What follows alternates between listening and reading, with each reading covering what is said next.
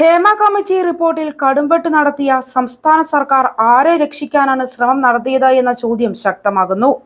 വിവരാവകാശ കമ്മീഷണർ നിർദ്ദേശിച്ചതിന് കടകവിരുദ്ധമായി വൻ കടുംവെട്ട് തന്നെയാണ് സർക്കാർ നടത്തിയത്.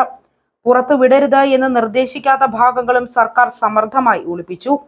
കൂടുതൽ പേജുകൾ പൂഴ്ത്തിവെച്ച് ശരിക്കും സെൻസർ ചെയ്ത റിപ്പോർട്ടാണ് പുറത്തുവിട്ടത്. 5 പേജുകളിലെ 11 ഖണ്ഡികകളാണ് മുന്നറിയിപ്പില്ലാതെ സർക്കാർ ഒഴിവാക്കിയത്.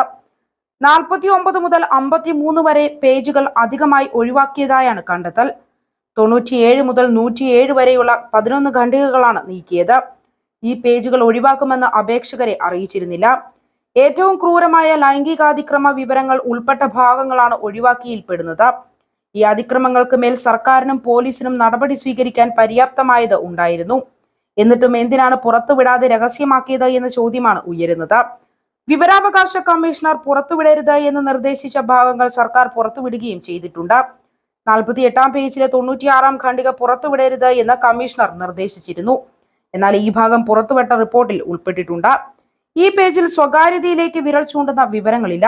ഇതോടെ സുപ്രധാന വിവരങ്ങൾ സർക്കാർ മറച്ചുവെച്ചുവെന്നാണ് ആക്ഷേപം.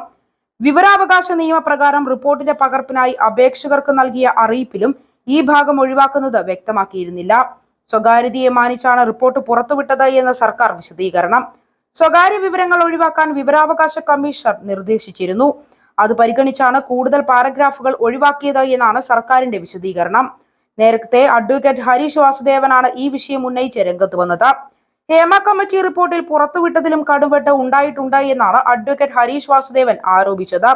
വിവരാവകാശ കമ്മീഷണർ പുറത്തുവിടാമെന്ന് അനുമതി നൽകിയ കാര്യങ്ങൾ പോലും പുറത്തുവിടാതെ സർക്കാർ കൂടുതൽ പേജുകൾ അട്ടിമറിച്ചു എന്നാണ് ഹരീഷിന്റെ ആരോപണം. സിനിമാ രംഗത്തെ പവർ ഗ്രൂപ്പിനെ സഹായിക്കാനാണ് ഈ നീക്കമെന്ന സംശയവും ശക്തമാണ്. ഹേമ കമ്മിറ്റി റിപ്പോർട്ടിൽ ഏറ്റവും സുപ്രധാനമായ പാരഗ്രാഫ് 96 ആണെന്നും ഹരീഷ് പറയുന്നു.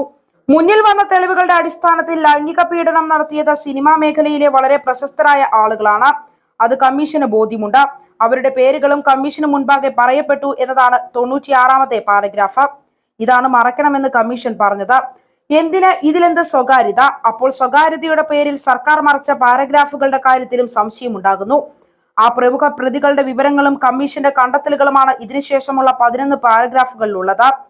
ജൂലൈ 18-ന് സർക്കാർ തന്നെ കൊടുക്കാൻ നിശ്ചയിച്ച ആ 11 നിർണായക പാരഗ്രാഫുകൾ ഓഗസ്റ്റ് 19 ആയപ്പോഴേക്ക് ഉത്തരവിന് വിരുദ്ധമായി അട്ടിമറിയിലൂടെ പൂഴ്ത്തിവെച്ചത് ആരെ സഹായിക്കാൻ?